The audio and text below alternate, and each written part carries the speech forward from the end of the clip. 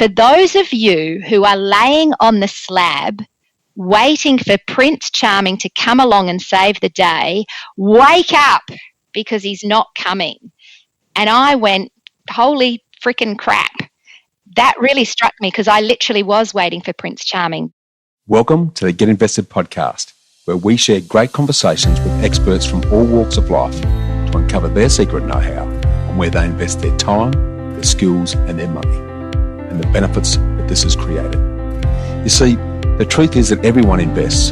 Every minute of every day, we're investing our time, our skills, our energy and our money in something. Some of us are investing consciously, some unconsciously, sometimes for good, sometimes for bad, and sometimes for no impact. Get Invested will help you to start living by design, not by default. I'm going to help you to make it happen, not let it happen. You'll hear the top tips on how you can live with conscious intent so that you can live more, work less, and leave a living legacy by investing now. Listen to the show to discover the top tips on how to get started, make the most of your investment journey, and ultimately to be living your dream, not someone else's. More episodes can be found on iTunes or at bushymartin.com.au/get invested. Thanks for listening, and now let's get invested. Hi, Freedom Fighters. Do you love your life? Do you feel fulfilled? Now, don't give me the normal knee-jerk Instagram answer and the practice smile with the, yeah, awesome, or the, I'm living the dream sort of response. I mean deep down in your gut. I mean in the quiet of the night with only your inner silent voice talking as you stare at the ceiling in a sort of a cold sweat. Have you fulfilled your dreams? Can you even remember what they are?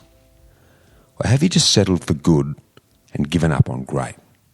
Have you decided that it's better to play it safe and now find yourself comfortably numb and sleepwalking through life on autopilot in a sort of a self-induced twilight zone as you run around frantically to satisfy everyone else's demands without ever having time to think about your own? You know you need to change, but you're waiting for the one day and the when I. One day when I have more time. One day when I retire. One day when I have more money. Well, I've got some bad news. It's time to wake up. It's not going to happen by itself. One day and when I are never going to come. Unless you see the change, make the change, and be the change. And today's guest is the perfect person to help you make it happen. You see, a few years ago, Jodie Nevid was where many hard-working Aussies are. She was a single mum who felt chained to her corporate job and her six-figure salary. Life was a game of stress and survival. Something had to change, and she knew that it was her. So she embarked on a life-changing journey of self-development. She transformed her life and built a successful six-figure business doing work that she absolutely loves. So if you've ever dreamt of breaking free from the rat race, but you don't know where to start, then you've just got to join Jodie. In a few years, Jodie's built a successful lifestyle where she's able to just work 3 days a week, take all of the school holidays off, and she travels overseas regularly. Her book, The 7 Effect, and her unique life planning program are your absolute quintessential guides to redesigning your life and creating financial freedom. Now, I never do this, but I feel so strongly about her game-changing approach that I challenge you, and in fact I dare you, to buy her book, to sign up for her program, and to buy tickets to join me and lots of others at her upcoming Wake Up Adelaide conference in November this year. To make it worth your while, there's a free Get Invested book, and Jodie will give you a free 7 Effect book if you come and join us. Now, Jodie's catch cry is, live life by design, not by default. Now, does that sound a little bit familiar? Well, that's probably because it is. By some freaky coincidence of nature, Jodie and I think the same, believe the same, and we even speak the same. Now, this is by far my most favourite episode to date. I think that's because I almost feel like I'm talking to a female version of myself, which is a little bit scary. So I want you to really take the time to soak up Jodie's gold and then take the first step. So please enjoy Jodie Nevid.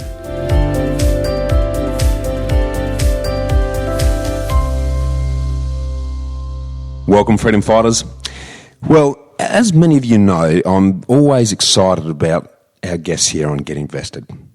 But today I'm really super excited. Why? Because our guest shares my passion for living by design, not by default. And I feel very much like that we have been twins that were separated at birth and have followed very parallel paths and have finally reconnected.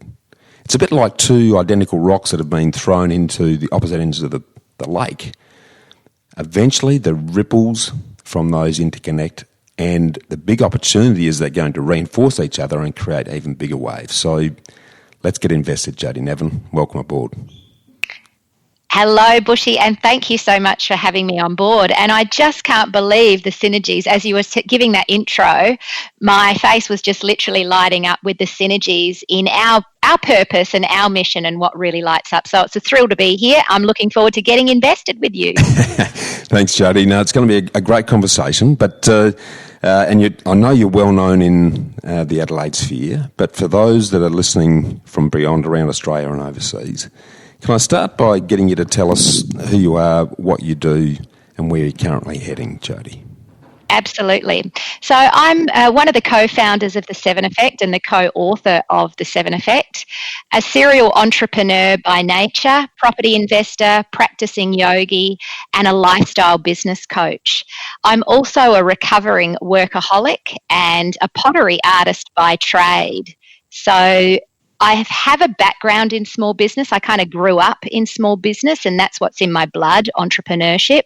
But I did spend some time in the corporate world, my 7-year stint on the treadmill as a leadership and high-performance culture consultant and executive coach. Okay, and let's talk about the why then. Why are you currently doing what you're doing? Look, I'm doing what I'm doing because I think I've always had a desire, as long as I can remember, to be free. And when I say free, I mean free to make my own choices, free to travel the world, free to live life on my terms, and to build wealth doing meaningful work, doing what I love. And for the best part of my life, I've actually done that. So my first businesses, when I dropped out of high school and I landed a scholarship to study visual arts. I fell in love with ceramics and pottery. And so my first businesses were around making drums and percussion instruments out of ceramics. I had this amazing lifestyle business. I traveled up and down the East Coast and along the way started to realise that I needed to build assets up on the side and started to invest in property. Okay. What actually happened, though, is around 2006, my life sort of just turned a bit pear-shaped, for want of a better way of explaining it. Everything turned to shit. The catalyst was really a relationship breakdown. Yeah. And as a result, I had to sell off my investments. I had to shut down my business. And it was right at that pivotal time where we'd just purchased a new home. I just put my son in private school. And it was like, okay, Jodie, you got to go get a real job. I was really lucky. I landed in the corporate world and I climbed the corporate ladder incredibly quickly. And before I knew it, I'm working my backside off. I'm making $130,000 a year.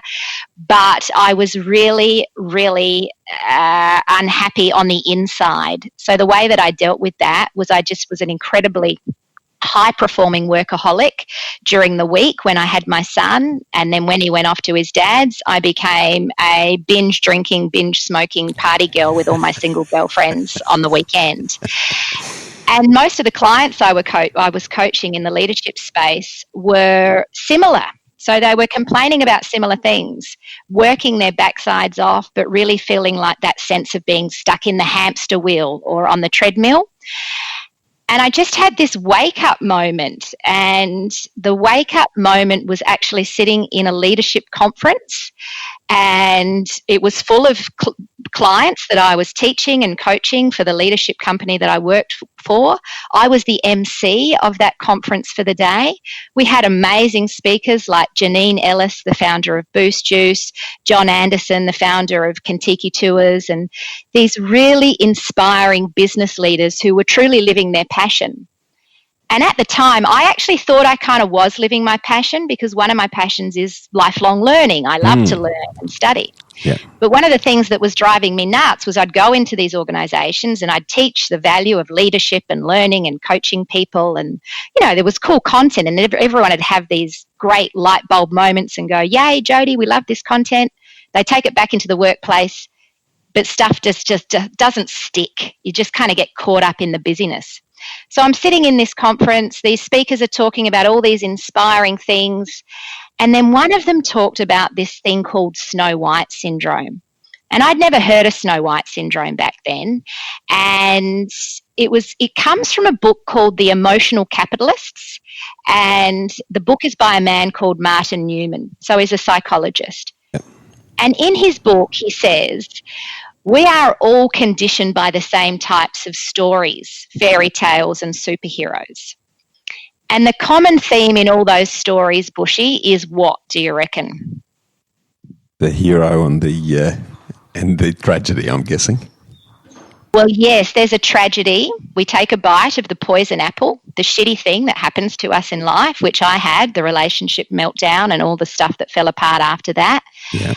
And we do get the happy ending, but the way the happy ending comes in all of those stories that we were fed when we were young is because someone comes and saves the day. And so at an unconscious level, and this is what really struck me, at an unconscious level, we don't knowingly do this. When we take a bite of the poison apple, we lay down and we wait for things to get better. And as the speaker was talking about this while I was sitting in that conference, I started to get the creeps.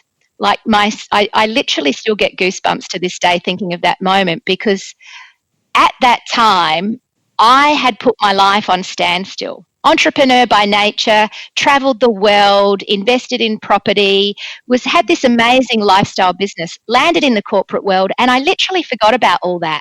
And I was just busy on the treadmill. Meanwhile, things were building up around the house, jobs weren't getting done, and in the back of my brain, I wasn't consciously aware of this, but my unconscious dialogue was, when I meet a guy, I'll go travelling again. When I meet a guy, we'll fix up all the weeds in the garden. When I meet a guy, he'll help me put my son's wardrobe door back on that's fallen off and sat here in the hallway for 6 months. It was just kind of this stuff that I was waiting unconsciously for Prince Charming to come along. And the speaker said, for those of you who are laying on the slab, waiting for Prince Charming to come along and save the day, wake up, because he's not coming. And I went, holy freaking crap. That really struck me, because I literally was waiting for Prince Charming. But then I thought about all of the clients that I was working with and their language. Well, once that person retires, we'll be able to do this. Yeah, once I get this new job, once the settlement happens, once the merger's settled down, once the new CEO gets recruited. Everyone was waiting for stuff, and then they would begin. And we do it by nature. We wait for Monday. So the reason why I do what I do is because I had a wake-up moment, and in that moment I decided to stop waiting. And I decided to start a goals club. So I left the conference on what can only be described as a conference high, and I called a group of my girlfriends together, and I said, rather than meet at the pub like we do once a month for our catch-up, let's meet at my house and I'll share an idea with you. And the idea was to start a goals club where once a month we would catch up, we would set our goals, and we would hold each other accountable. And the changes that happened, not overnight, but over time in our lives, were profound. Physically, mentally, emotionally, financially, you name it, we worked through the processes. And now here I am, 7, 8 years later, financially free. But I came from a place when I was really trapped. And what happened, and the reason why I do what I do now, is because as a speaker and as a leadership trainer, I just started organically sharing stories of the Goals Club. And people would come up to me and say, Jodie, how do I get in the club? I need to do something like that. Yep. And so I went back to the girls in the club. It was never a business. It was just a club, like a book club, but we didn't read books. We set goals. Love it. And I said, I think there's a business in this. I think we can help people sort their life out. I think we can help them live life by design, not by default. And that's our tagline, which I hear is one of yours too. High five for that. Absolutely uncanny. No, I absolutely love that. Yeah. Where did that, just diving in there, the life by design, not by default, where did that come from? What sort of incited that as the credo that summed it up for you? Look, it came from me recognising that most people are unconsciously just going through the motions. They've forgotten their choices.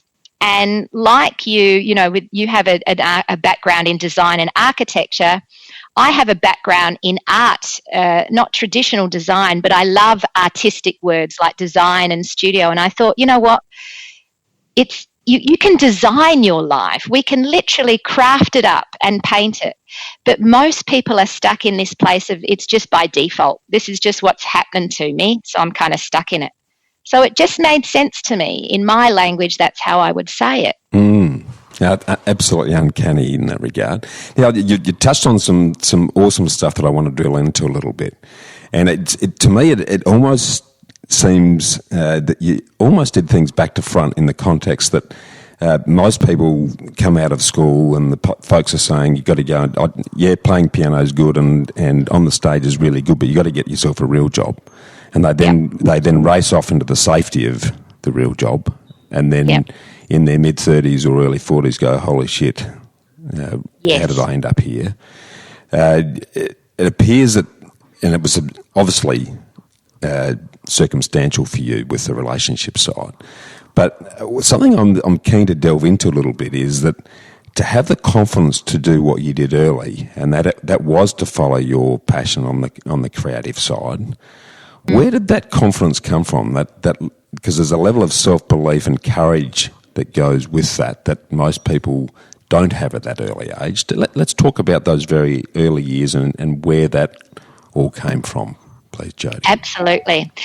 Look, that's a great question, and it came from my beautiful entrepreneurial grandparents. So my Nana and Papa were financially free by the time they were 40.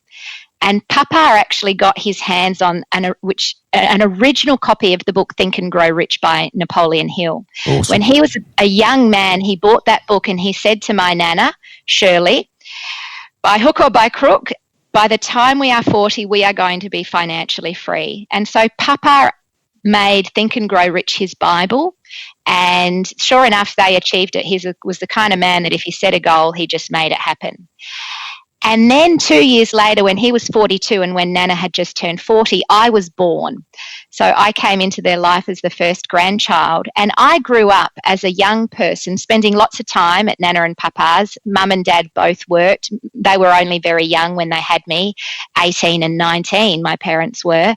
And they did an amazing job, but Nana and Papa were very hands-on grandparents. And after me came my brother and my cousin, so they had 5 grandchildren altogether. Okay. But Papa's words always echoed in my ears is, Jodie, learn how to make money work for you so you don't waste your whole life working for it. Don't go out and get a job and make somebody else rich. Create your own business and make yourself rich. And he really did have this kind of unique philosophy on life that's actually very common if you're in those small circles of entrepreneurship. But when you go out into the corporate world, what I came to realize is I didn't know people didn't know this stuff. I'd been doing this all my life, and then mid-30s, I land in the corporate world. I'm actually coaching CEOs, directors, executives, people who are on double my income, but haven't actually stopped to design their own life. And I've actually had some very profoundly emotional coaching sessions with people, grown men in their 50s, 60s, saying, you know what? I never wanted to get into finance and accounting, but my parents told me I had to, and I've spent my entire life doing this at the cost of my dreams, my passion, and now my relationships and my health. And so for me, I'm very, very blessed to have had this weird conditioning where I was told from a young age that it's not the school grades that matter, but it's what you love to do, and then working how to make money work for you through investing and following your passion and building business. And I literally grew up with Nana and Papa right before my eyes. They traveled the world. They always had time for family. They were very invested in natural health. You know, Papa also studied reflexology and massage in his spare time. They were very into food as a medicine. They were really cool people, really cool. And I'm really grateful that I grew up with them around me. Yeah, absolutely fantastic. You've been blessed in that regard because, as you say, most people don't have that realisation or even exposure to that thinking until they get to the other extreme. That's right. I was actually really gobsmacked when I got into the corporate world of how foreign this kind of thinking is to most people in the mainstream. Like it literally blew my mind away. And I see that as a huge opportunity to wake people up to say, you know what, there are more choices than you realise. It's just that you're missing a piece of education around that. So I've had so many adults come to me and say, you need to get into schools. You need to teach this to my children. Do you work with teenagers? And the reality is right now I don't, but long term that is my ultimate goal, is to create a lifestyle entrepreneurs academy for young people and let Papa's legacy live on through that. You know, we can teach people this stuff when they're young. Oh, absolutely. It's the big miss from our education. We're taught all of the academic stuff, but the life skills that and what we're talking about now, its potential impact on not only the individual but then families and then communities is awe-inspiring in its opportunity if someone's smart enough to recognise that. So absolutely 100% supportive of your vision there, and I think there's a massive opportunity with such a simple thing like some of the stuff that you're now doing through your life planning process.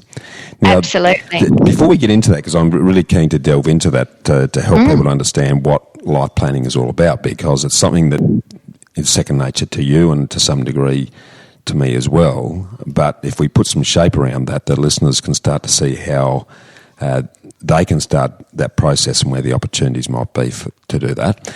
But before I do that, one of the things I just want to sort of delve into a little bit in a bit more detail, when you had that sort of aha moment when the speaker spoke about the Snow White syndrome, at that point in time you were pretty much trapped in the corporate world to some degree. And the golden handcuffs are often one of the things that stop people jumping because, well, yeah, I know I want to do this, but I can't afford to, becomes the excuse. I need that income. I need that money. If I, then becomes the hurdle and the barrier to them actually taking the leap. What gave you the confidence, given that I'm guessing at that point in time you needed the paycheck? Yes, I did. How did you jump off the cliff and survive that early time? Yeah, that's a great question. And look, it's interesting because when I started my first business, I was naive, I was a rookie, I knew nothing, and I learned it literally on the job. But I wasn't married then, I didn't have a child, I didn't have a mortgage. You know, I was literally a dreadlocked hippie. I just didn't smoke much dope, but I looked like I would have. And I loved sitting at my pottery wheel, and that lit me up. And so what was interesting is I built that business into an international brand. So Mud Drum eventually became an award-winning company. We shipped stuff all over the world and won many different small business and marketing awards on a state, national and international level. And that was some journey. Yeah. But what happened after that was when I landed in the corporate world, I really just buckled down and I brought my sense of responsibility as a business owner to someone else's business. So I managed it like it was my business. But the golden handcuffs that I was so grateful for. You know, I'd actually never had 6 figures a year working Monday to Friday and my weekends off and just this paycheck that just showed up every Friday. It was like, wow, this is a real gift. And even my bosses said, we love you, Jodes, because no one of our team has ever said thank you every week when we send them their paycheck. I literally would have such gratitude for it. Awesome. But what happened over time was I started to realize, and this stuff happens slowly, it creeps up on you, is I just started to forget about my ultimate passions and hobbies and the things that lit me up. And I just immersed myself into working for this money, and meanwhile getting a bigger mortgage and doing all the things that I was taught not to do in some ways. I'd spent money on retail therapy because I was single, and single women often do this. You go, all right, I feel like crap, I haven't got anyone to have a hug with, so I'll go buy a new dress. That'll hug me instead. So I did all that sort of stuff. And then really, I think it just got to a point where I started to get restless, and I knew I had to change. So I started to get back into property. I started to going to different conferences. All of that was triggered by being in the Goals Club. The Goals Club over time literally woke me up and reminded me of all the things I actually wanted to achieve in life. And then I decided, that's it. In 2010, I am going to start my own business. I got to break free.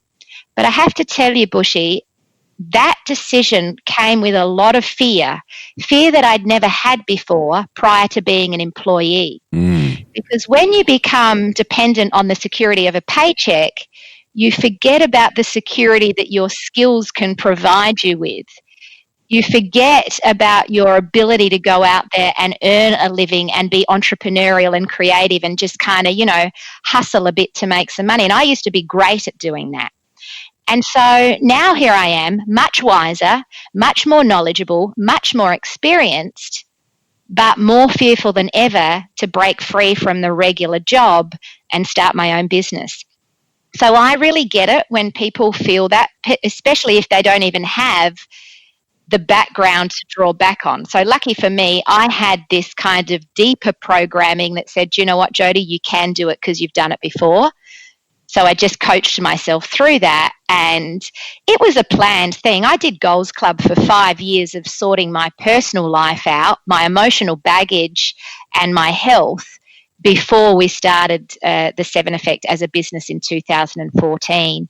And there was a lot of foundational work done in the life elements before I started to work on the business. And I think that's important. There is no get rich quick overnight success. What do they say? 10 years to become an overnight success it takes.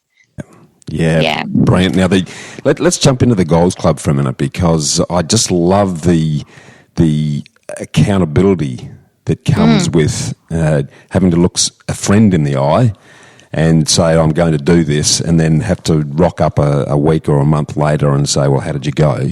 It's something that very few of us actually are brave enough to do, because we're scared that we're not going to follow through on it.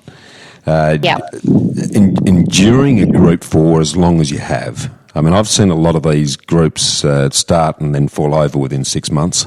And I think a lot of it comes down to the fact that while people say they want accountability, they really don't. Yes. How have you managed to sustain that energy with that group of girls for so long? Let's talk to us about that. Yeah, this is a really important piece of the puzzle, and one that I sometimes forget to mention. We had some skin in the game. So we run Goals Clubs now where people pay to be there, and so they're invested in it. And we've had people come to our Ultimate Life Planning workshop, and they've gone off to start their own Goals Clubs, and they flounder because people say they're coming and then they don't show up. And this is what I was banging my head against in the corporate world, is saying, you all know what you should be doing, but why on earth are you not doing it? Why is everyone making so many excuses? So when we started the Goals Club, what we did is all 7 of us opened a joint bank account. And in that joint bank account, each of us were to deposit $50 a month. And we all had equal ownership of it. But here were the rules. We said you pay $50 a month into the joint bank account. It's like membership to a gym. If you decide to leave the Goals Club, the money stays in the account. Now, when we first started, we had no idea what we were going to do with the money. And even over the years, we sort of talked about it, but we never really fully agreed. Will we invest it in property? Will we buy some shares? Will we donate it to charity? Will we treat ourselves to a retreat? What will we do? We did a bit of those things. We never really bought any investments together, but we did have a retreat at the end of each year. We did sponsor a child in Sudan. We did donate quite a bit of money to some different worthy causes. Yep. But what happened is, because the money sat there and we could never agree on what to do with it, over time, so all of a sudden we've got 10 grand, 12 grand, 15 grand sitting in this joint bank account. So people kept showing up. Their goals. No one wanted to lose their share of the pie. I love it. Doing this? I love it. That is a little awesome. Bit of a hook there. Yeah, and I would recommend for people who are serious about starting their own goals club, join a goals club and learn how to do it. Get the fundamental foundations, because we probably fluffed around for the first 2 years working it out. And, we now know we have a framework for doing this, so we can teach people that. But then what I recommend is, if you want to go off, and I actually train people now to become goals club facilitators, because I honestly believe if we had more goals clubs everywhere, people would be living a much more engaged and fulfilled life. But once you've got the structure, then do create that sort of invested buy-in. And money is a big way to do that. A lot of people have a lot of fear around money, but I think money is a magical thing. We can do great stuff with it. Oh, I think it's a volume switch. That's how I see it. It's the enabler. It fuels our freedom. I'm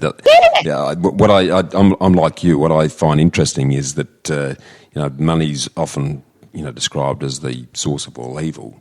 But it's only evil in the hands of someone who's got bad intent. Whereas, let's face it, it is the oxygen that allows our current society to breathe. Without it, you don't survive very long.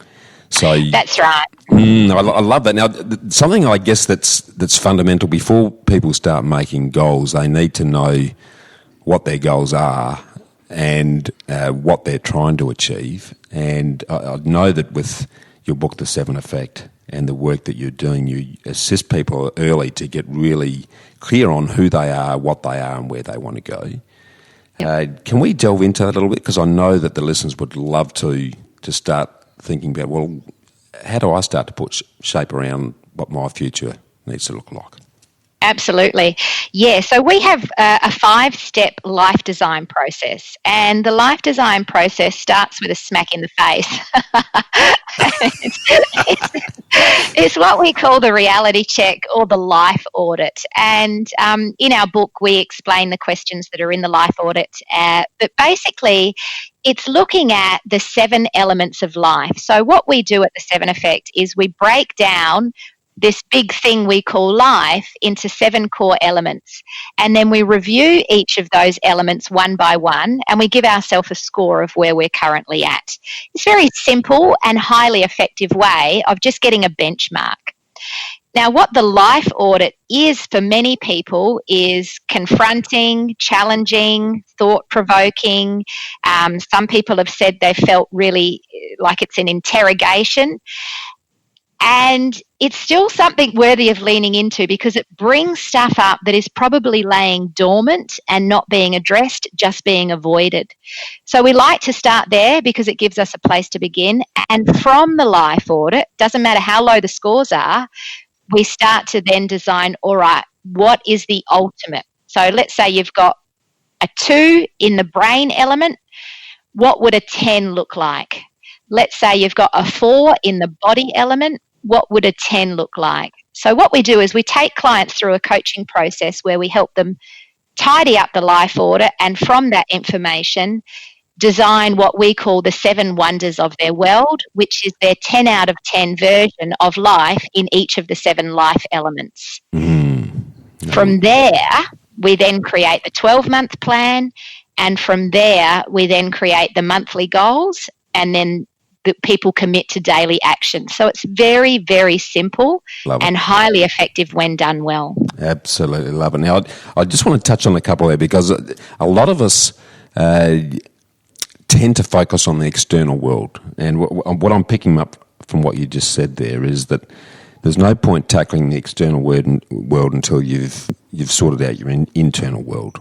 And you talked there about the 7 elements, and you started with brain and body. And this is, I guess, similar to what you and I have chatted about before, and that's the concept of self first, then health, then wealth. Yep. Can you talk us through when you refer to the brain, what does that mean in the context of what we're talking about? Yeah, what I'll do is I'll give you an overview of the 7 elements and why we put them in that order. And you're absolutely right, Bushy. And this is a message that I always would share with my leadership clients as well. The change you want to see in your organisation and in your people, in your businesses and in your lives begins within. We've got to do the work on the inside first if you want to get the results on the outside later. And unfortunately, most people avoid the inside work because, let's face it, sometimes it's confronting and sometimes it brings up tears and emotion. And I really celebrate when people have their pop moment and can release some of those emotions because we go, great, now we're moving forward. So what we do is we start with the 7 elements, and the 7 elements I came up with through many, many months of meditation and reflecting on the problems people have in their life. And it begins in the brain. So the first element is the brain. Oh, my head's so full of all my to-do lists. I feel overwhelmed. I'm mentally fatigued. I can't think straight. I can't focus on my children because I'm too busy thinking about what I'm not doing at work, etc., etc. So the brain element is all around calming and quieting the mind and then creating clarity on where you really want to be. So under the brain element, we do things like looking at mindfulness, meditation. We teach people about positive psychology. We also set goals around learning what we feed our brain, the type of content that we shove into that thing each day. Is it good stuff or is it bad stuff? And training our brain to have a better self-talk, because most people's self-talk is pretty horrific. If you talk to your friends the way you talk to yourself, you probably wouldn't have any friends. Yep, love that. Yeah, so that's the first element. Then we move on to the body, because what I've found, particularly for people who are in that grind, working like crazy, because their brain's so busy and they're mentally fatigued, they become exhausted physically as well. And so now I'm just grabbing fast food. I haven't got time to cook and prepare healthy meals. I'm eating on the run. I'm not exercising and connecting with nature as much as I could. And so my body is starting to seize up or pack up or expand in areas that I don't want it to expand in. And I just don't feel like me anymore. And so the body is the second element, which is really just all about your physical health and well-being. Yeah. Then we move on to the third element, which is the being element. And it's represented by a little icon of a world with a home and a family and a car. But it's essentially the places that we be. And in the being element, we look at, your house. Is it full of clutter and junk? Are there piles of paper and things building up? Is there a long list of to-dos and little jobs that haven't been taken care of? And for me, this was a big gap in my life. My home had literally become a dumping ground. And many people's homes have a cupboard somewhere, or sometimes even an entire room, where you just shove stuff. You go, I don't know what to do with it, so I'll just shove it in there. And that's where we go through and say, right, let's tidy up the being element. We embrace minimalism. We embrace letting go of clutter and stuff that's just weighing you down. The next thing that we find tends to happen is, because I've got such a busy brain and an exhausted body and everything around me is such a mess, I don't feel like showing up in the relationships the way I could. So the fourth element at the center of it all, at the heart of it all, is the love element. And this is where we help people reconnect back with love in their family and friends relationship, but even more importantly, love with themselves. Yes. So it's that relationship type stuff in the love element, not just romantic love, but love, our ability to give, receive and accept love and come from a place of love over fear. Yes. Now, before you go on, I'd love to just drill in there a little bit, because I think that the self-love element is the big rock that a lot of people either never tackle, and it becomes the self-sabotaging element that sort of gets in the road of everything they know they should be doing and everything that they want to do at the conscious level. How do you manage to break through into that? You know, if the constant message for 10, 20, 30, 40 years has subtly been, I'm not good enough, I'm not fat enough, I'm not good-looking enough, I'm not this, I'm not whatever enough. Yep, absolutely. How do you manage to break through that, Jodie? The most popular problem is exactly as you said. I'm not enough. I'm not good enough. It's very, very popular. And it tends to exist in most people's unconscious on some level. So when I was in the corporate world bashing my head against the brick wall, this was the thing that was really perplexing me. Why? Because I didn't have that kind of conditioning. Remember, I had the weird grandparents that told me, you are enough, you're more than enough, you can do anything, you can create your dream. So I didn't have this kind of regular conditioning, and I couldn't understand why people were struggling, why they were self-sabotaging. And I went off and studied neuro-linguistic programming, hypnosis, and positive psychology. So the answer to your question, Bushy, is we need to teach people how to reconnect with their unconscious mind. Now, you don't have to relive what went on as a child and where it all began. But what you do need to realise is that you can create change at an unconscious level, and you can reprogram your brain to believe that you are good enough and that you can do those things. But it's about breaking the pattern. So first we uncover the pattern. I have a process that I take people through called the prescription for change, where we literally delve into the unconscious. We elicit what their pattern is. Everyone's is different. And then we design a new pattern. And there's some really cool work you can do around metaphors, and working with the unconscious mind is profoundly powerful and oddly peculiar. It's like one of those, whoa, this is weird, but you know what, it's working kind of things. Yeah, it's a lot of fun. Well, I know myself, in my dim, dark history, when I was sort of come through the relationship breakup and divorced, destitute and depressed, I did a lot of work. I did more work after the marriage breakdown than before around really resetting my headset. And I remember the psychologist at the time giving me an affirmation, and he said, "You're not going to believe a word of this, but you're going to say it 3 times a day." And I'll never forget it. It was, and I still do it. I love myself, and it's okay to fail. That's how it started. And I didn't believe it. And I reckon I wrestled with that for 12 months before it really started to, without me even being aware of it, things started to change. So I'm 100% on board with what you're saying there. And I think that what I've seen, because we get to help a lot of people on their wealth journey. But as I've sort of touched on earlier, only about 5% get to the finish line. And I'm sure it's that subconscious messages that are getting in the way. So for those that are listening, if you're wondering why you've tried all these things over the years and it started well but never actually eventuated, if you don't get your headset right and you don't tap into the opportunity that Jodie's giving you here through the ultimate life planning process and really delving deep into that subconscious to reset your inner voice, then I really think you're limiting your opportunity. And I'm really going to encourage the listeners to jump on board with you on that one, Jodie, because I think that is the starting point. If we can start there, then all of a sudden the world can open up. You got any thoughts around that? I really do, and I'm so glad you mentioned that, Bushy, because it is the foundation that is critical.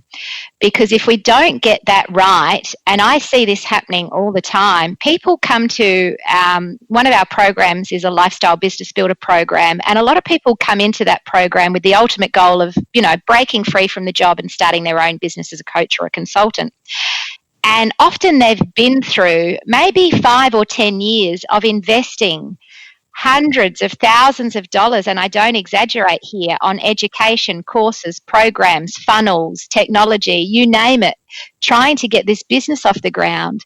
But the reality is there's a seed within their unconscious that needs to be addressed for them to actually succeed.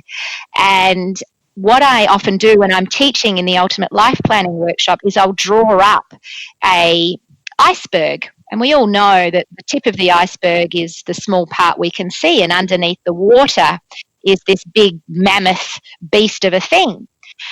And if we think of the conscious and the unconscious like that, under the water, our unconscious brain has in it recall, stored like a memory on a computer, every thought, feeling, smell, sound, emotion, experience, sight, every single thing that we have ever experienced is parked back there. Now, we don't have that all alive in our conscious memory, because if we did, our brains would literally explode. It would be a mess. But it's all parked back there, and some of that stuff that may have triggered a fear in us, and really it's all about fear that holds us back, that's triggered a fear in us, has kind of been burned on or stuck like a little burr, like Velcro, to a part of our brain that's just doing its beautiful work to protect us. So all it's doing at an unconscious level, there's certain things that are happening that we're not aware of to keep ourselves safe. So even these self-sabotaging type behaviours are really just our unconscious brain's way of saying, hey, I know you ultimately want to become a property investor and be financially free, but from the time you were a child, you saw how your father lost his entire life savings from that property he bought from some shark up in Queensland or whatever it might be.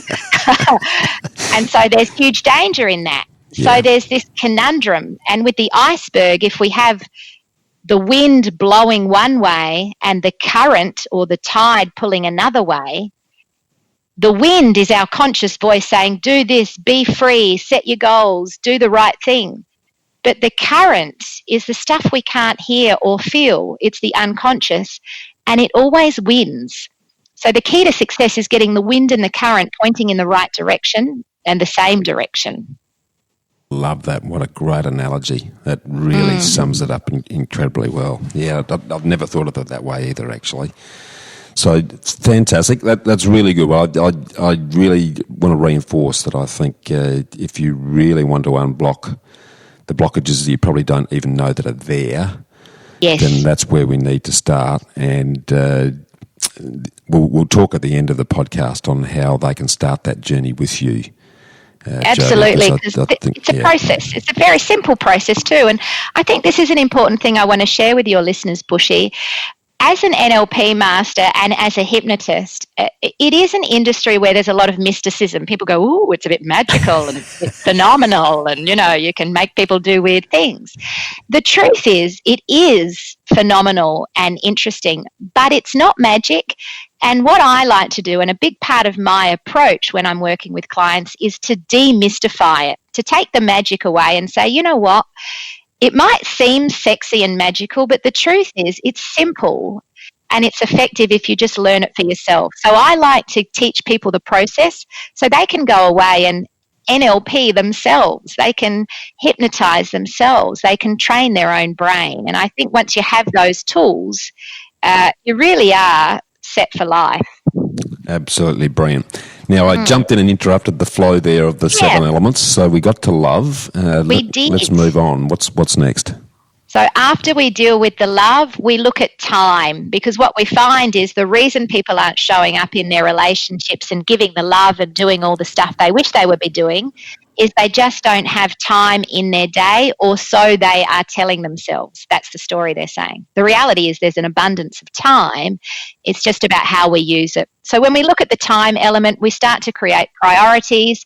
We look at things like the 80-20 principle and really helping people plan out where their time should be invested to get the results they want to achieve. The next element that's very heavily tied to time is, of course, the 6th element, which is money. And obviously most of us are spending our time trying to make the money. And because we're making all the money with our time, we don't have the time to do the things we want. So in the money element, we do we do things like say, you know what, go and speak to Bushy Martin about his freedom formula and start to get some financial plans in place. Obviously, I'm not a financial planner. I share with people my approach and what I understand about money, but I love partnering up with people who are going down I don't send people to traditional financial planners. Are you a traditional financial planner? Because I'm about to poo-poo on them. No, I hate them. Yeah, great. Between you and too. I'm yet to find one who. My litmus test for anyone here, Jodie, is if they don't walk their own talk and they can't demonstrate that to me, I'm not interested. And bingo. I see a lot of financial planners poo-pooing property because they don't get paid for it, and they'll shove people into shares and equities because that's where they do get paid. And it's not necessarily in the best interest. So my own interest in people in that sphere is those who take a very holistic view of all the different assets. So business is part of it, property is part of it, shares and equities can be part of it depending on how much risk someone wants to take. Yep. So I'm happy for you to dump on financial planners, and for all those financial planners out there.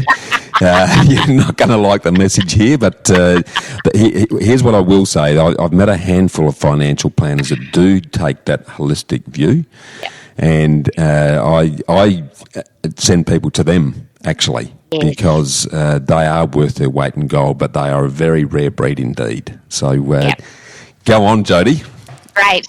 Thank you for the permission. Look, and I accept and respect that there's always exceptions to every rule, and I actually think it's the system that's broken. So I advise all of our clients to find genuinely successful people who have achieved the results in their own life. Much like you, if they're not walking the talk, then don't listen to what they have to say necessarily. The system says we can send young people to university for years and they can come out the other end having never ever built a skerrick of wealth in their life and now be legally certified to teach someone how to build their own wealth. However, someone who has built wealth and who has, built a fortune in property or shares is legally not allowed to give their advice. And I think it's good. We should give education rather than advice anyway. That's fine. Great. But I would never send someone to a conventional financial planner as their first point of call, because unfortunately what they often do is very much set up insurances and all this scarcity kind of fear stuff.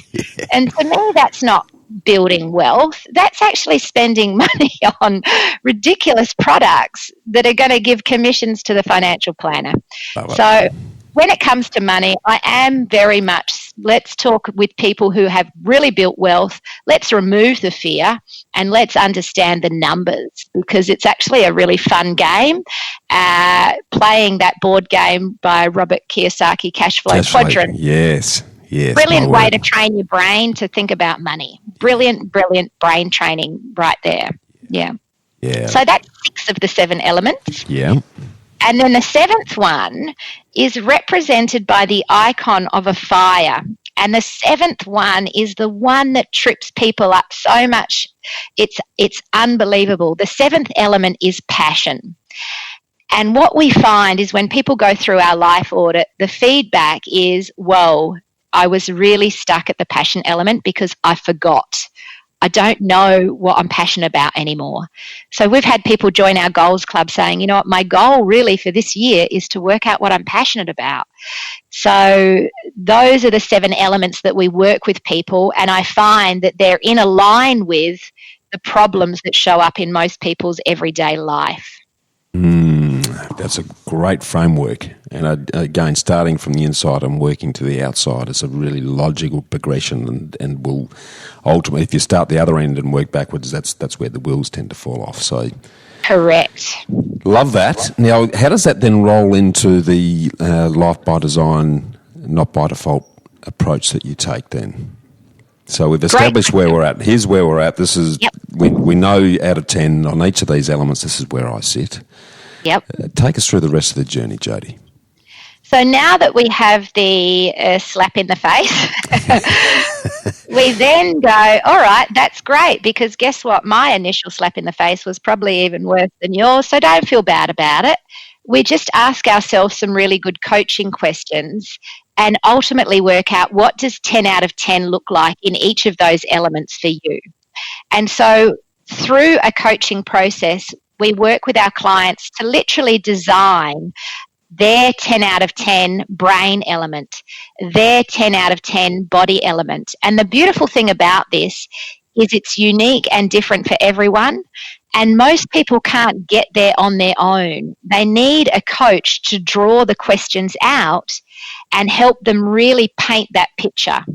And it literally is like painting a picture. So then we have this beautiful document which we call the 7 Wonders of Your World, and that becomes the compass. I think that's your language you use a lot. Yeah, Bushy. well, yeah. So you've got the magnet, which is the vision or the painting that you're attracted to, and then the compass becomes the decisions that you're making in terms of tracking towards that. So exactly the same approach. The 7 wonders then would be the magnet. So Let me just correct myself there. The 7 wonders is your magnet, and the 12-month plan is more the compass, which is the next step. So we go, okay, we've got our magnet. That's going to attract me to it. We make it very compelling. We use specific emotive language in how we design that up. Look, smell, feel, touch, all of that. Yeah, love it. Bring in all of the senses so that people really start to, it fires up the sensory responses within the brain and the body. Love it. Then we create the compass with the 12-month plan, and we actually just say, right, okay, in the next 12 months, what are some steps we can take that will get us closer to that big picture? And we don't need time frames on the 7 wonders, but we just need the 12-month goal. Yeah. And then each month through accountability, we catch up and we work on the monthly goals that get us closer to that magnet. I love that, because the danger in putting a timeline around the 7 wonders, because if you get there and you haven't done it, then that can be very disheartening. Yeah. And whereas if the big picture it's a bit like sailing. The analogy I like to use is we know where we want to end up, but we've got to allow the wind and the currents, as you well picked up, to take their course, and we will then tack using the sails to inch our way towards that. And we're not sure when we're going to get there, but we're going to enjoy, because we know where we're going to get, the sense, the peace of mind that comes from, right, I know where I'm heading can't be underestimated, I feel. Has that been your experience around that? Absolutely. And the other thing is, so we have our Ultimate Life Planning Workshop, and we have some people that just come to that each year. They use it as their reset to check in with their magnet or their 7 wonders. And sometimes it changes because, once you get on the path, you can't see what you can't see. You don't know what you don't know. And once you get started, you start to realize, actually, I thought that was my 10 out of 10, but now I'm here. I realize it's slightly different. So the 7 wonders gets reviewed each year, but the 12-month plan, it's just kind of that pragmatic steps towards it. And we don't need time frames on the 7 wonders. It's just the holy grail we're all moving towards, I guess. Yeah, it's beautiful.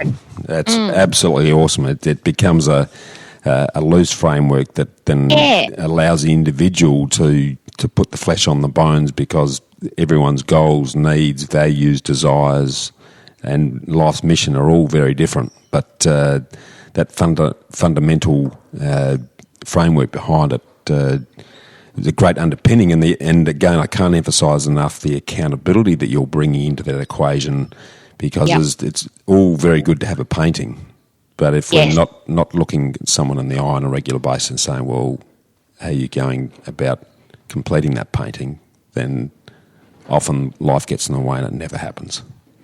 And I think that's where the wheels fall off. So all of the programs that we run at the 7 Effect are driven around that monthly accountability. Check with your monthly goals, because one of the biggest things that actually drives progress in the human spirit, or drives the human spirit to be motivated, is a sense of progress. If I'm achieving things, then all of a sudden I have more energy to achieve more. If I feel like I'm just pushing crap uphill all day long, every day, and getting nowhere, then there's nothing in us to draw us to want to do more. We want to do less. We pull away from our goals. So it's very easy to forget all of the things that you achieve in life. Most people can't remember what they did yesterday. So reflecting on what you achieved last month and celebrating those successes and then setting the goals for what you want to achieve the coming month is one of the best disciplines people could put into their life. Totally agree. And the sort of opportunity then to celebrate with gratitude and starting to see the growth, as you say, is a great motivator to continue doing more. A bit like the difference between pushing a snowball uphill and then starting to push it downhill. I think the momentum that starts to build then incites you to do more, and the ripple effect that then comes from that across all aspects of your life is quite unbelievable. And I say that because I know it, given the journey that we've been on. Yep. Beautiful metaphor there, yeah. Love that. Now, okay, well, let's flip then a little bit back to your personal situation, because I'd love for you to share with us, what does your ideal life look like, Jodie? Paint it out for us in terms of your perfect day, week, year, who you're with, where, what are you doing? Put some shape around that for us. So when we launched the Seven Effect, this was the goal. Work 3 days a week, earn 6 figures a year, take all of the school holidays off, and travel overseas every single year. So that was I set that goal for myself in 2010. And then when we launched the business in 2014, that was the blueprint. As a single mum who was a recovering workaholic, the dream was, wow, if I could just earn 120 grand but work Tuesday to Thursday and have a 3-day work week, and if I could take all of the school holidays off to be with Jazz and deal with some of the things that I don't feel like I have time to deal with. Jazz is my son's name, by the way, not the music Jazz. That would be amazing, because as a single mother, the school holidays when you're working full time is a bitch, excuse my language. Nightmare, I can imagine. You go, wow, what am I going to do with this child with all of this time? And my God, thank God for my mother. But she helped out a lot immensely. So that was the blueprint. And for me, travel, I wanted to bring travel back into it. Now my vision is bigger again. I'm still very happy with the 3-day work week, Tuesday to Thursday. My income goals are bigger now, which is exciting, and we are in the process of scaling up the Seven Effect from a multiple 6-figure business to being a 7-figure business. So we've got a 2020 plan in place, and next year is the year 2020 when we will hit that 7-figure $1 million turnover. Okay. Obviously, a lot of that money goes back into building the business and supporting our clients.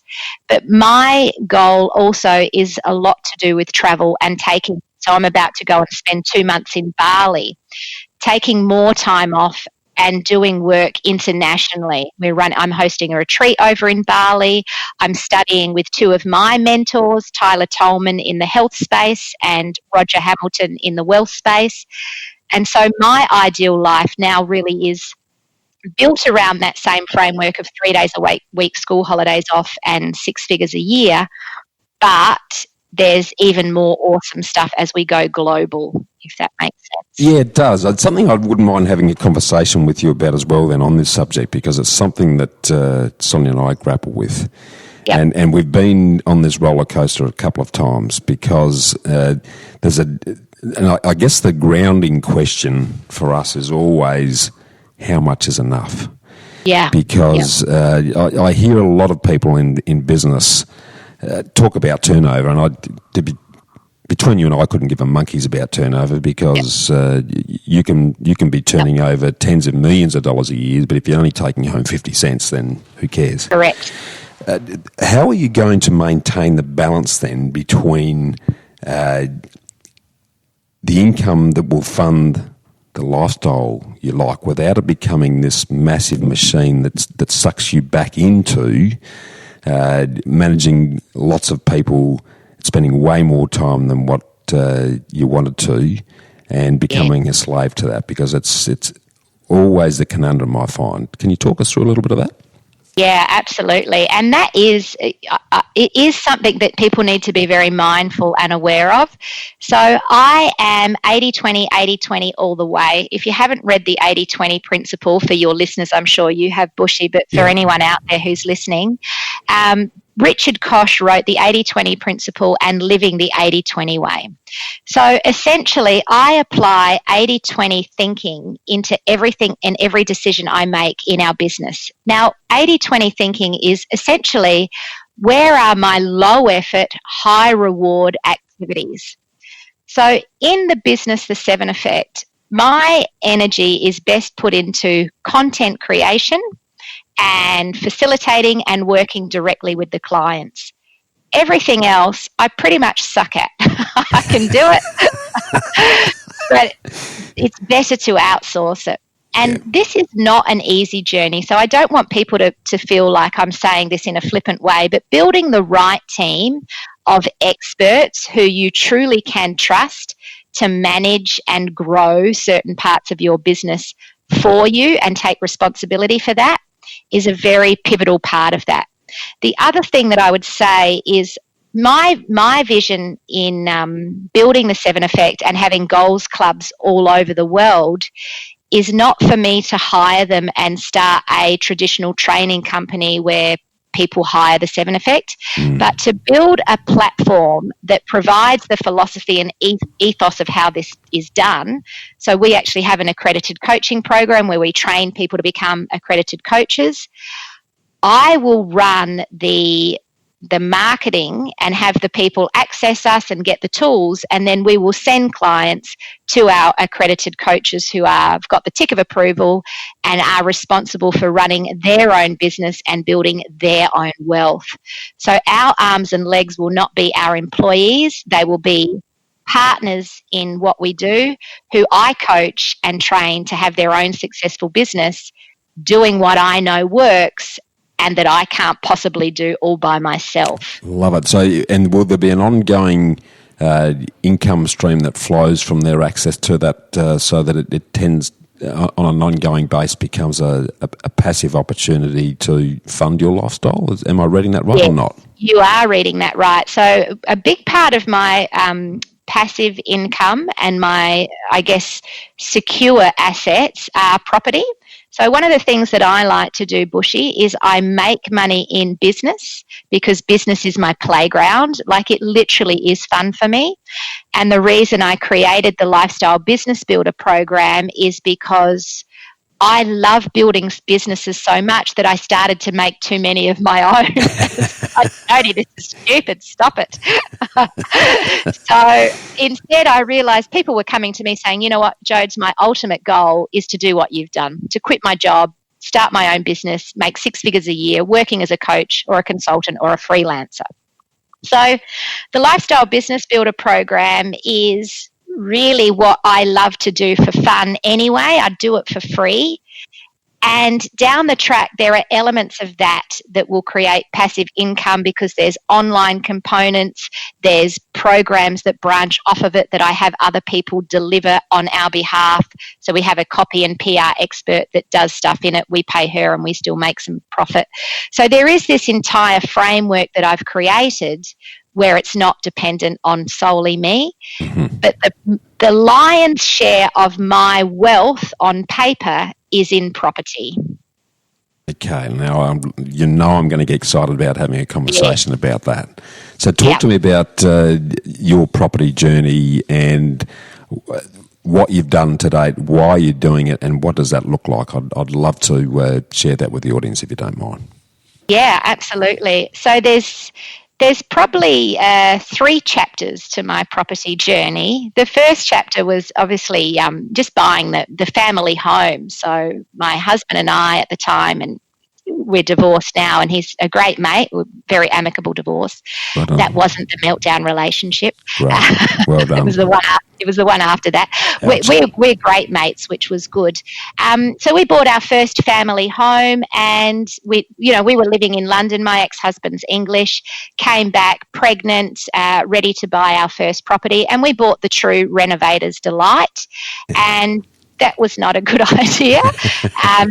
pretty soon we divorced. The good old money pit. Yeah, but whilst we were doing that, whilst we took our money and bought our first property, Papa started to get back in my ear, and he gave me a copy of Think and Grow Rich. No, not Think and Grow Rich. Rich Dad, Poor Dad, I'm guessing. Yeah, that's the one, Rich Dad, Poor Dad. Good old favourite. I went along to see Robert Kiyosaki. Just as I finished reading the book, it was like, boom, he's coming to town.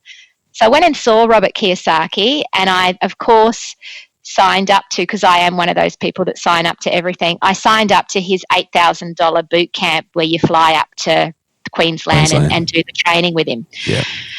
And it was $8,000 that we didn't have at the time to invest, but I decided, my husband and I at the time both said, yep, let's just do this. Papa always says you got to bank your money in property.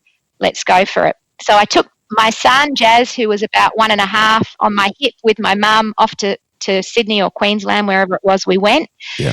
And I literally devoured all the knowledge that Robert Kiyosaki gave us. And I came back, and within 3 months, I'd bought 3 properties with no money down. They were all just purchased through a bit of equity, and they were all positively geared. So the rule was positive geared. And this was in a time, and still is today, people saying you can't do it, you can't make it happen. Yes, you can. But of course you can. Yeah. So I followed the rules diligently. They were all properties purchased out in the northern suburbs, and they weren't easy to manage. We did make money on them when we finally flipped them, but the idea was hold and just get that passive income. Yeah. Once I used up all the equity, I also then found an amazing deal, because I was a big part of my time at that time was just going to real estate agents and looking at property and just crunching numbers. I spent 3 months crunching numbers, and I loved it. And a real estate agent came to me one day and he said, Jodie, I found this property that I need to sell urgently that you might be interested in, but I need someone to sign today. And it was a restaurant on Melbourne Street, a commercial property. Yeah. He told me that it would be valued at about $780, but he could sell it for $690 if he got someone to sign today. I did the numbers on it. It was very positively geared. I think it was over $1,000 a month profit that we would make, which was great. Yeah. And so I signed the contract, and I didn't have any equity left. I didn't have any deposit. I just knew the numbers were good, and I thought, if I can get this loan across the line, this is going to be a great deal. So I went out and I found some equity partners. I talked my dad into becoming one of them, and another lady that I'd met at Robert Kiyosaki, and we created a company structure, and we purchased it through that. But what was really interesting was I had the audacity to sign without the money, and I didn't even have the partners at that time, because you could just do and/or nominees. And then I just worked my butt off and didn't sleep at night, just going, how do I make this happen? About 4 lenders knocked us back and said, we'll never finance this. But I just knew I would make it happen, and we did. We got it across the line. I think the really smart move I'm hearing there is actually bringing in the partners, because if they contribute to the equity, then the banks will give you the rest.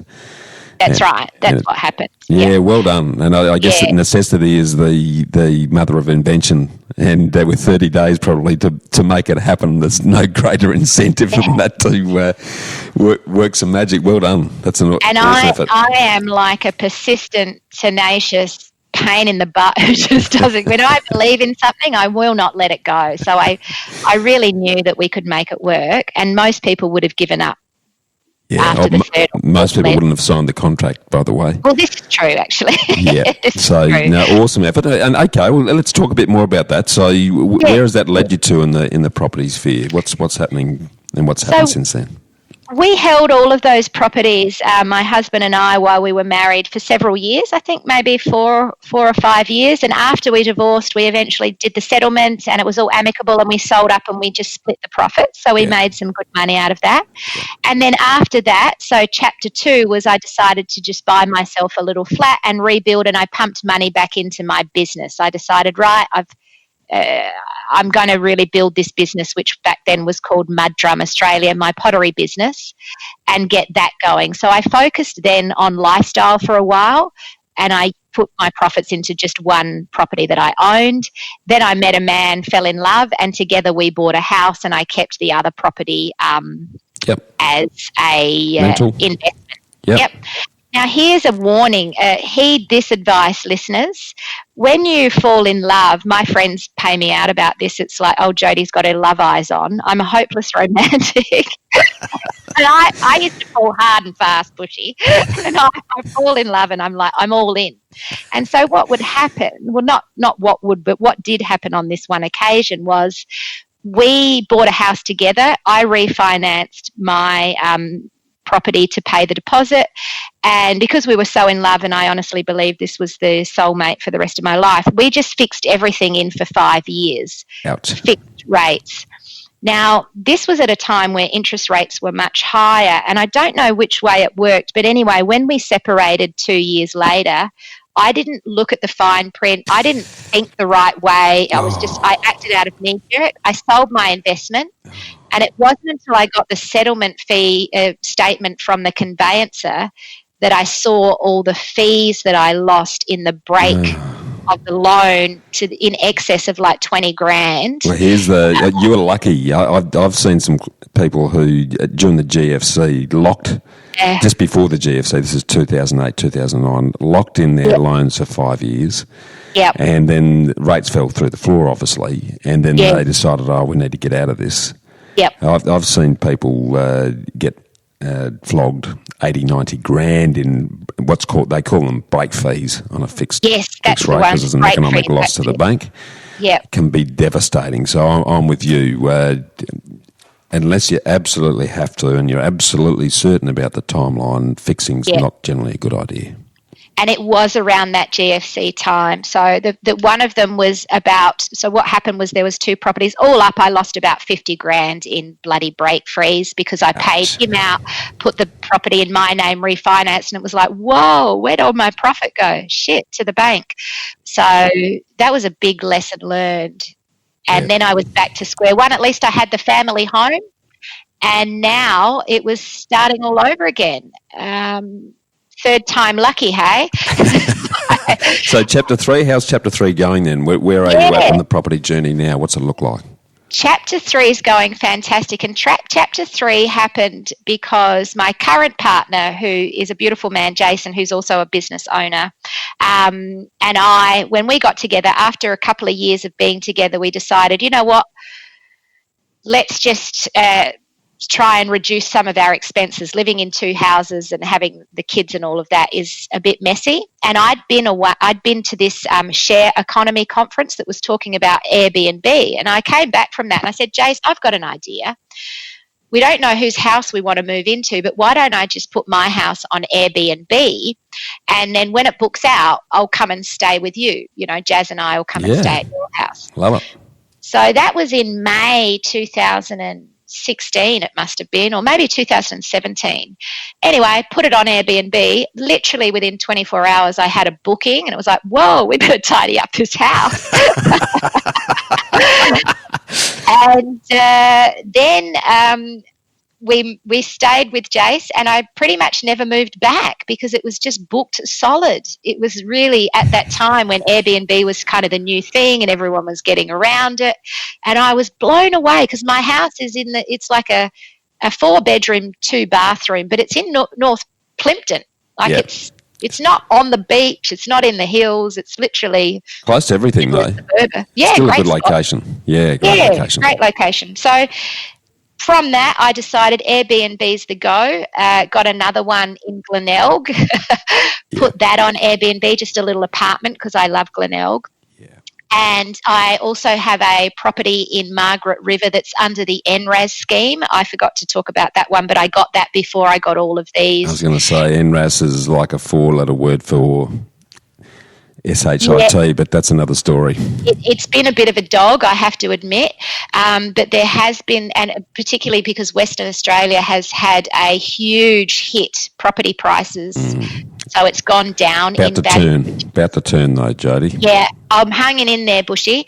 The blessing in my NRAS is that the tax write-offs have been fantastic. So I I haven't been stung by any big tax bills since I've had this business. And it's not pulling a heap of money out of your pocket, which one of the things that I'm hearing here, which is on the good news front, and it's something that a lot of property investors don't think enough about, is how much is this property going to pull out of my pocket while it's going up in value. And the one good thing about NRAS is that it does soften the blow. So if it's structured the right way, it's actually putting money in your pocket. Well, I mean, not doing anything in value, but at least it's not hamstringing lifestyle or dragging money out of the business or anything else while it gets itself sorted out. That's right. It does give me a lovely big chunk at tax time, and halfway through the year I get a couple of grand, and it sort of just sits there break even. Yeah. But, the property value has definitely gone down, but it hopefully turn around. I hang in there for my 10 years. Yeah. And all of my other properties, I live by the rule that Robert Kiyosaki bashed into my brain, is positively geared, because the more positively geared properties you have, the more you can afford to have. If they're negatively geared, you're slowly sending yourself broke. And we don't want that. But I think the one of the key messages, it sounds like you're using this to your advantage, is that you still use the negative gearing approaches, but if it's structured the right way, the property ends up being positively geared. So you've got you effectively having the cake and eating it too. So which has worked well for me, because I know the NRAS one is a strange one, but it does fit nicely in my portfolio and gives me some good kickbacks as well. And then the final property that I have at the moment is the one that I've just purchased to set up our business in. So my family trust bought a property around the corner from our home, and I use that as a training centre and the Seven Effect offices. And then the Seven Effect rents it off of the family trust. Yeah. Because I thought, well, rather than pay rent to someone else, why wouldn't I own that asset? And I do like having property, and it's literally around the corner from where we live, so it's just a win-win there. Yep. Love it. No, it's a really integrated and diverse portfolio that you've built. And the take-home message for myself and the listeners there is use the income that you're making in the business or in your job, whatever you're doing, but park it in a growth asset like property. And set it up so that it's looking after itself and it's set and forget. And time, the tax man and the tenant will pretty much do the rest for you. So that's awesome. Okay, just sort of jumping then, because it's a question I like to ask everyone. What do you think are the keys for sustainable success? And I emphasise sustainable because success can come and go. And there's a lot of one-hit wonders and overnight successes, as they like to call them, but it's, as you've already said, normally takes at least 10 years. Yep. What do you think are the keys to sustainable success, Jodie? Look, I really do believe in having some roots in appreciating assets, because what I love about business is the ride. I love surfing the wave of business and entrepreneurship, but I also know that businesses can come and go and be wiped out, and things happen in the market, trends and all of those things. But property for me creates sustainable success in my life, because I know if I shut down the Seven Effect tomorrow, I could still live a comfortable life off of the rent from the properties that I have. So that sustains me financially. But then there's the other elements of life. And I think sustainable success really does also require us to look at our health and our happiness, which is really the brain and the passion element all put together. 7 elements, really. And I think our health is a big one. A lot of people sort of sacrifice their health in the pursuit of wealth, and it's only when we start to have the symptoms and the twinges and the problems arise that we go, far out, I better start investing in my health. So sustainable success requires us to really value, respect and understand how our body and our brain functions. And this is what most people really are unaware of. There's so many things that we do to our brains and our body that are just not sustainable. in any way, shape or form. From the food that you can buy in the supermarket through to the kind of self-talk that people tend to ruminate over when they're trying to fall asleep at night. Yeah. So sustainable success requires us to clean that stuff up. Once a year do a detox. I've got the 30-day brain body business detox starting next month, and just clear out the crap every now and then, I think, is really required, because crap builds up, clutter builds up in my life. But for me to sustain my success, I've got to clear it out and focus on the 7 elements of life. Well, it's interesting. I love your thinking around that, and we'll probably jump on board with that with you, actually, because my good wife Sonia operates on the theory. It's almost a Buddhist approach of minimalism, and that is, and let's take clothes as an example. If you haven't worn something in the last 3 months, it's gone. See ya. Yep. Love it. So, and it's amazing how that continual cleansing just sort of keeps you calm and keeps you focused on what's important, and all of that nitty-gritty clutter just doesn't sort of bog things down, and it folds into things like we just don't listen to the news. If something is good enough or bad enough, someone will tell us, but we don't need to rub our nose in the negativity. Yeah. So I think the last time we watched the news is about, it would have been over 20 years ago, I reckon, Jodie. Yep. I'm with you on that, Bush. I don't watch the news, and every now and then it's interesting. My partner and I once flicked over and the news sat on for a couple of minutes, and when you haven't watched the news for a long time, some of these stories that are on it are almost so ridiculous that it seems like a satire. It was like comical. It's like, is this a joke? Is this really what they're talking about and making a big deal out of? It's so dramatized. There was the article that was on the news this night that we were saying, is this for real? Had lots of dramatic music, and it had a senior citizen with a pipe that had flooded the road, and they were talking about how it was causing this poor man to have this terrible day, and he couldn't get down to pay his bills at the post office. And it's like, you're just creating a big drama out of something that doesn't need to be a big drama. Exactly. Crazy. Yeah, we've got a saying that comes from Sonia's father, actually, in the business. If someone comes to us and says, we've got a problem, and they only ever do this once. Have we got a problem? And our answer is always the same. Did someone die? No? Well, it's not a problem then. Yeah.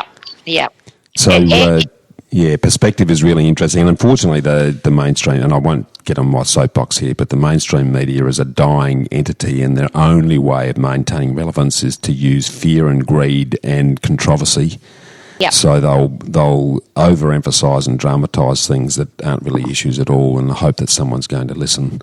And for those that immerse themselves and drown themselves in that, it feeds the fear and prevents them from actually doing anything.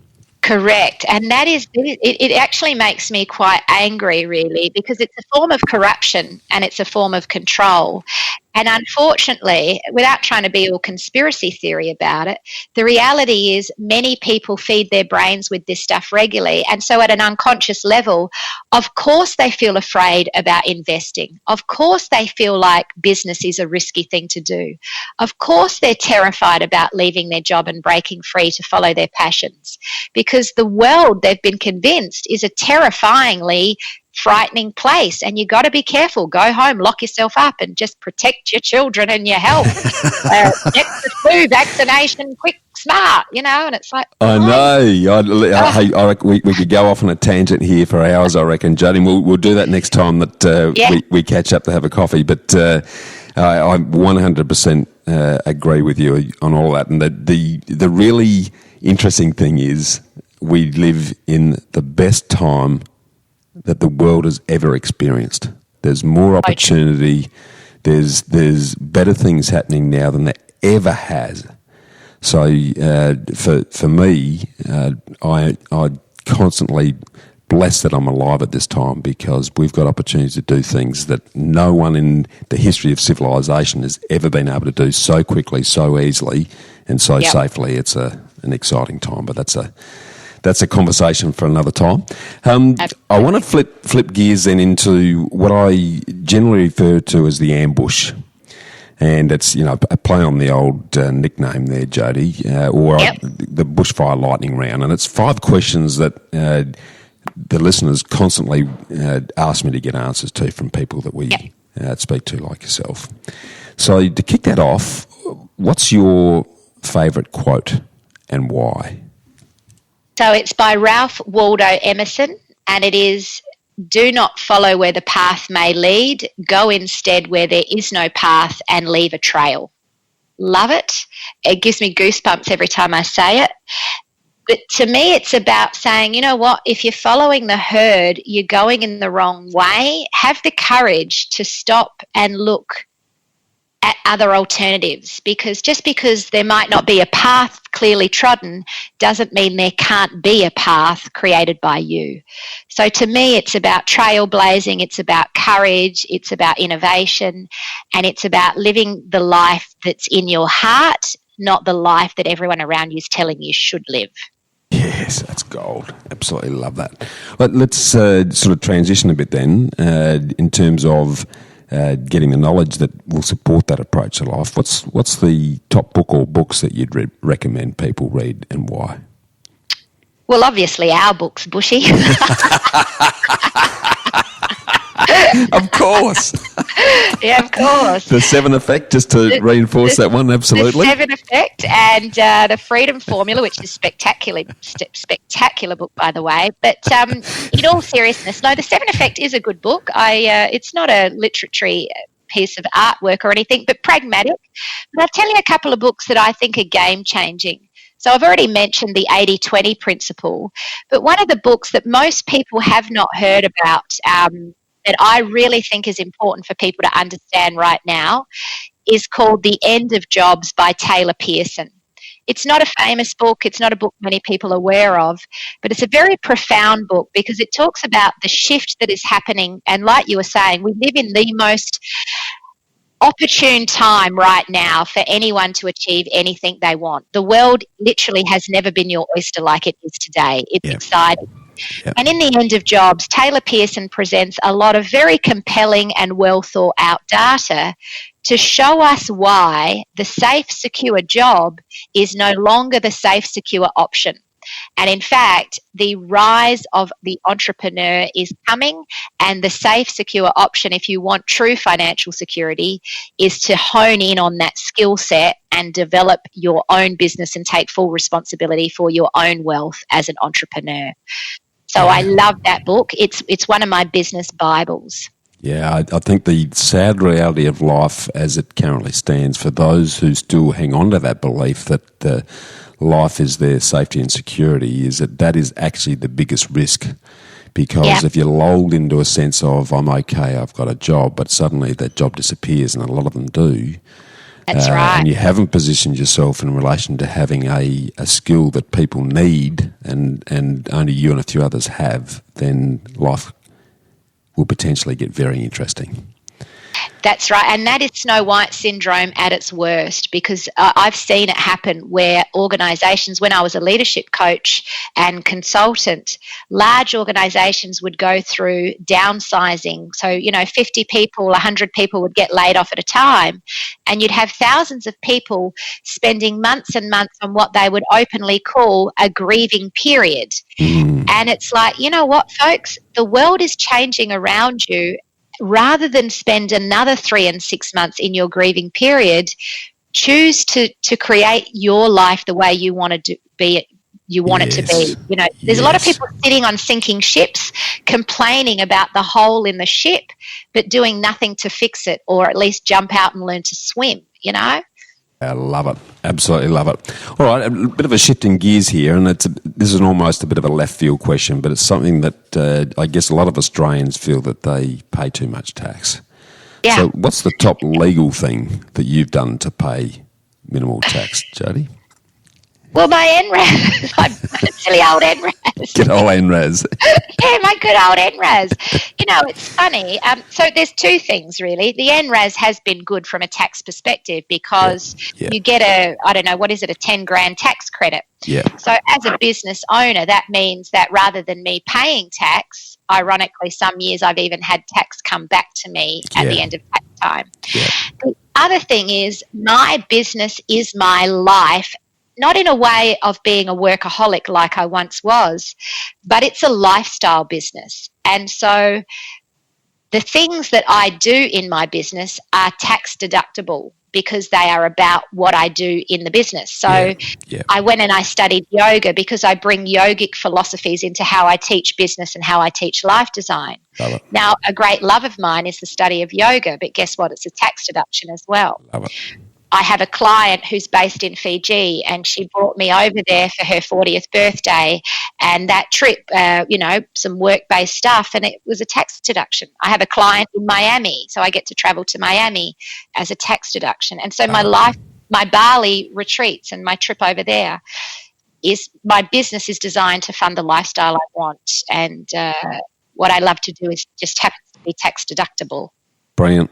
Yeah, that's another one of the old Kiyosaki philosophies, if you go back far enough, and something that we certainly adopt as well. So, no, love that. Yep, some great sharings there. Now, so back on the investment subject, and I'm not talking just purely about physical investment, but more broadly than that, if you'd like. What's both the worst and the best piece of investment advice that you've ever received? Okay, so the best would be, Papa wins there. My best investment advice would be learn how to make money work for you so you don't have to work for it. And really that is essentially the art of investing.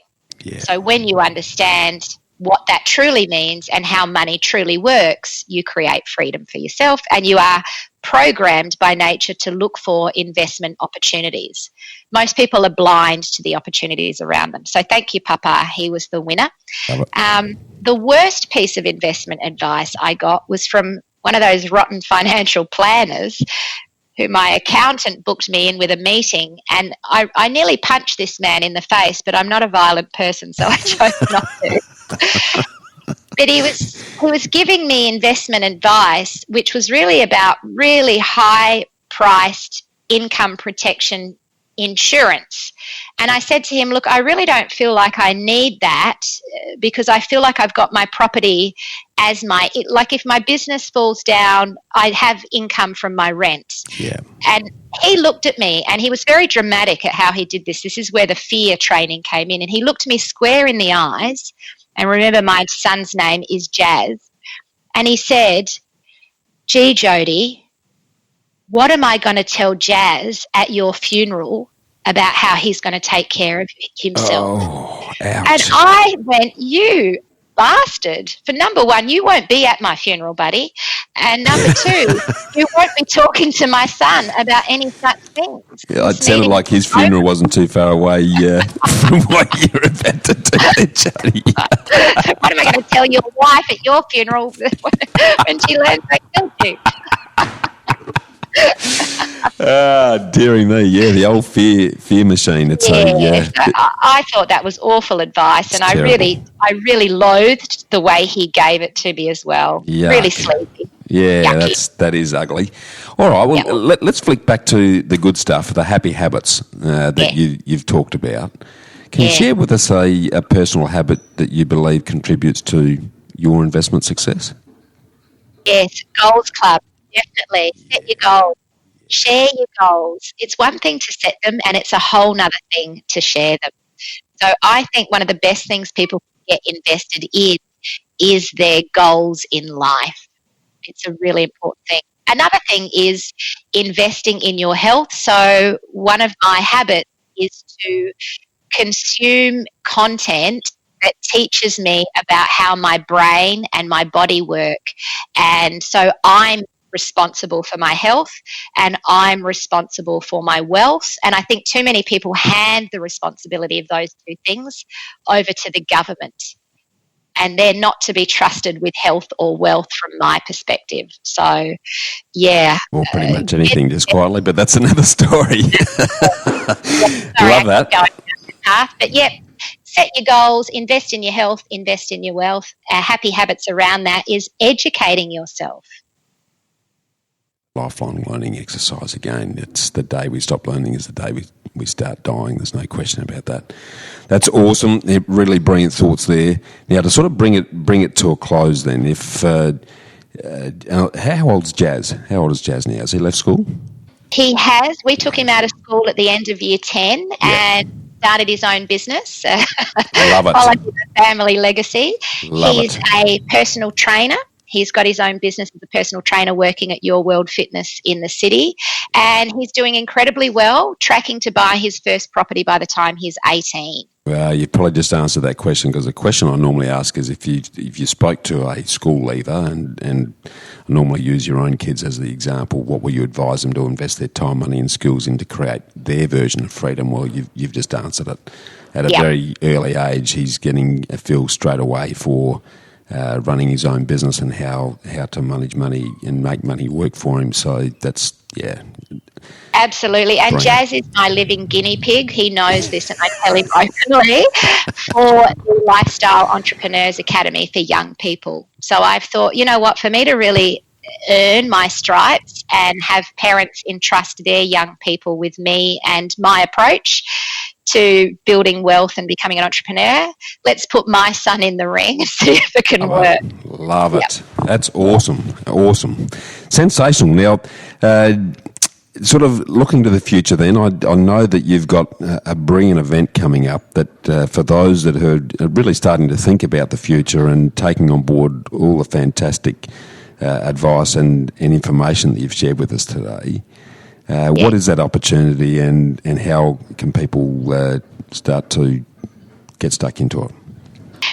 It is Wake Up Adelaide. So this is something that's been a goal of mine for a very long time, Bushy. And this year, 2019, on November 21st and 22nd at the Adelaide Convention Centre, we present you 2 incredibly life-changing days of wake-up moments that will really help people recognise and realise that there are choices available for you. There are choices where you can step off of the treadmill and follow your own path, like Ralph Waldo Emerson suggests, and really live your life exactly as you want to. And so it's a 2-day conference. We're thrilled that you're going to jump on board and be one of our speakers for that event. I can't wait. And it's really about sharing those wake-up moments. Every one of our speakers has their own incredible wake-up story. But what I also want to do is make sure that people leave with the practical and tangible tools to go home and implement them. We're trying to create here, Bushy, a bit of a revolution in Adelaide. I think it's a beautiful city to live in. I think Adelaide's filled with opportunity. But sometimes people forget that, Adelaide's a bit small. Adelaide's the sleepy city. It's a great place to retire or raise a family, but there's no opportunity. The truth is, Adelaide is an abundance of opportunity and excitement, and we really want to create an underbelly of lifestyle entrepreneurs and people who are awake and taking full responsibility for their health and their wealth, and a community of people who are just living life by design. So, love it. Wake Up Adelaide is going to be absolutely amazing. You got to get there. Yeah, absolutely. For those that can see the massive opportunity that you're talking about there, and to swim in a pool of people. And the biggest thing for me, because I'm 100% behind you, I think Adelaide's the best kept secret in the country, and and all of the things that we criticise for are actually all of our opportunities. Yeah. This is the most livable. We talk about lifestyle business. This is the most livable city in the country, and probably the world as far as that goes, is from what I've seen travelling a fair bit. And but the community is really key. It's when you're swimming in a pool of people who believe what you believe, then magic can happen. So how do they go about, where do they get a ticket? How do they go about getting on board with that? So if you go to wakeupadelaide.com, and there is early bird tickets that go out. The speakers will all be announced in the first week of July, And there's also a Facebook page called Wake Up Adelaide that you can follow. And if anyone wants to get in contact with me directly, happy to announce the speakers and let them know how they can get their hands on one of our very last 2-for-1 tickets. I have a couple of those left if anyone wants one. And my email is just jodie@the7effect.com with the number 7. And or you can go straight to the wakeupadelaide.com website. Brilliant, well. Brilliant. Now, in the lead up to that, there's obviously a fantastic opportunity to start with the life audit and start the life planning process, so that by the time they get to the conference, they've already got some clarity around where they're at and they're wanting to head. How can they get started on that process? What do they need to do and where they need to go? So if people are on Facebook, there is actually a group called Life Design School, and it's a free group that we run to give people a taste of goals clubs. And in that, you can get your hands on the Life Audit, which is a free online program. You'll download a copy and you'll find it all there in Life Design School. If someone wants to actually work with myself or one of our coaches within the team, or even just have a chat about their goals or ask me any questions, everyone's welcome to email me directly, jodie@the7effect.com, and we can take it from there. We do also have our Ultimate Life Planning workshop coming up towards the end of the year, which I can let people know about if you email me. Terrific. Fantastic. Now, just to reinforce the merits of doing that, for any one of the listeners who get on board with any of those opportunities, whether it be through the Life Design School, doing the life audit, or booking into the life planning process, or more importantly, jumping on board with Wake Up Adelaide, I'm happy to give the listeners a copy of my second book, Get Invested. You and I talked before that you'd be also happy to give them a copy of The 7 Effect. Definitely. Yeah, as great ways to sort of support those opportunities to do so. And I just want to reinforce how life-changing this process can be for you. I love what you're doing around that, Jodie. As I've said to you, we sort of skate across the life planning process as an important part of what we do around the property and the investment space. But it is the cornerstone and the foundation stone to get really clear on where you're at, where you want to go, because that does become the magnet and the compass. So jump on board with what Jodie's offering. You'll never look back. It'll be the best. I'll guarantee it'll be the best thing that you've ever done.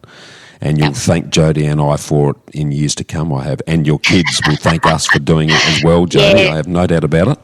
Yeah. So I just really want to thank you for sharing the time. I'm really looking forward to working much more closely with you to help support and make your vision become a reality. I think the changes you've made in people's lives already is fantastic, but we're only starting to scratch the surface of that.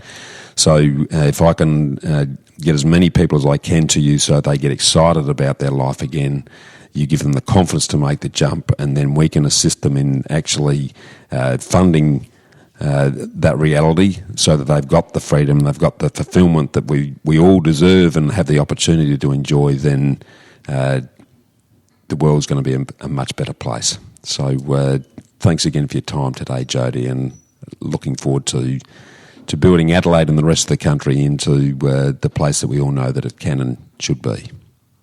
Absolutely. Thank you so much for having me, Bushy. And it's so lovely to be reunited with my long-lost twin.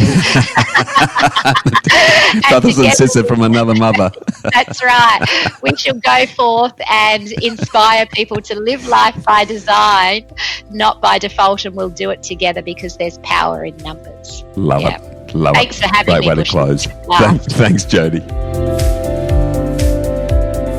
Well, freedom fighters, how good was that? To get a summary of all this investment gold in the show notes, just email me on hello@khgroup.com.au. That's HELLO@khgroup.com.au. Or check us out at www.bushymartin.com.au/Get Invested.